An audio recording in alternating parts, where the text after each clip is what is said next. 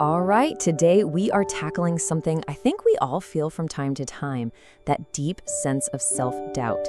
You know, that little voice that tells you you're just not qualified for the job. Let's get right into it. I mean, who hasn't heard this voice, right? It's that question that just pops into your head. Who do you think you are? You're staring down a huge opportunity, maybe a promotion, or even just a blank page, and bam, there it is.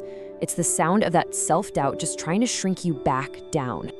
And yeah, there's actually a name for this whole thing, imposter syndrome. It's this nagging, persistent feeling that you're a total fraud, that all your successes are just dumb luck, and any second now, everyone's gonna figure you out. So what happens? That big call does come. You get that chance to step up. And instead of feeling honored or excited, you're just terrified, right? It's this deep gut level fear. And your brain immediately starts making a list of every mistake you've ever made, every limitation you have, because you are convinced they picked the wrong person. Okay, but here's where we're gonna flip the script. This is the whole point of our explainer today. What if that feeling of being the least likely person for the job isn't a disqualification? What if it's not a bug, but a feature? Seriously, what if that weakness you see in yourself is the very thing that makes you qualified for something bigger? To really unpack that idea, we're gonna jump way back in time and look at an ancient story. Because, thousands of years before we ever came up with the term imposter syndrome, someone was living it in the most extreme way you can possibly imagine. So meet Gideon. And the context here is, well, it's everything. His people are so beaten down, they're literally living in caves. Their enemies destroy their crops every single year. So Gideon isn't some hero on a battlefield. No, he's hiding in a wine press, basically a pit in the ground, just trying to secretly get a little bit of wheat so his family doesn't starve. This is him at his absolute rock bottom. And then, in that moment, something totally wild happens. An angel shows up to this guy hiding in a hole and calls him a mighty warrior. I mean, can you imagine the disconnect? Gideon probably looked over his shoulder thinking, who are you talking to? Because it's definitely not me.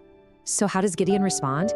He does exactly what you and I do. He pulls out his resume of failures. He's like, look at my family, we're the weakest. And in my family, I'm the least important person here. He's basically saying, you have got the wrong guy. He couldn't see a warrior at all. He could only see his own weakness. But of course, the story doesn't stop there with Gideon's doubt. In fact, it's about to get even more, counterintuitive. It's building up to one of the most unlikely victories in all of history. So, eventually, Gideon gets on board. He accepts the call, and he does a pretty good job. He manages to gather a huge army. We're talking 32,000 soldiers. Now, that looks like a pretty solid start, right? A force you can actually put some faith in. But then he gets this response that is just shocking. He's told, you have too many men. The very thing that's given Gideon confidence is now the problem. So the first order is to send home anyone who's afraid. And just like that, the army shrinks all the way down to 10,000. I mean, still a decent force, you'd think, but nope. The message comes back again. There are still too many. So there's another test, and the army gets cut down even further. And what's he left with? Just 300 men. 300! That's it. A tiny, tiny fraction of his original army. An impossibly small group to go up against an enemy that was about to fill an entire valley. So, why? Why on earth would you do this? Why would you systematically strip away every single logical reason for confidence? Well, the whole point was to get rid of anything Gideon could rely on other than the one who called him in the first place.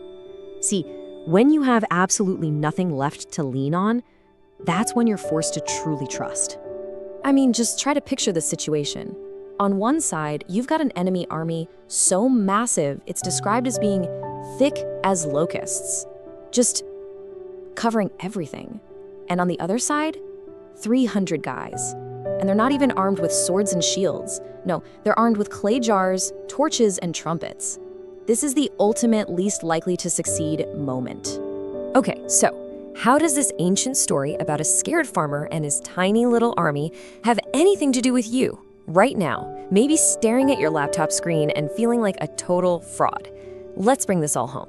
That feeling of inadequacy, that imposter syndrome, it isn't a wall telling you to stop.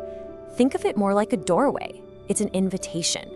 It's this moment that reminds you that, hey, you can't do this on your own. And here's the kicker. You were never meant to. Your weakness is the exact space where a strength that's way beyond your own can finally show up. So here's the big takeaway. A new way to look at this in 3 simple steps. First, just acknowledge your weakness.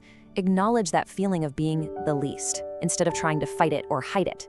Second, you've got to stop relying on your resume, your past successes, as your only source of qualification. And finally, let that feeling of weakness become that doorway we talked about, an opening to rely on a strength that isn't your own.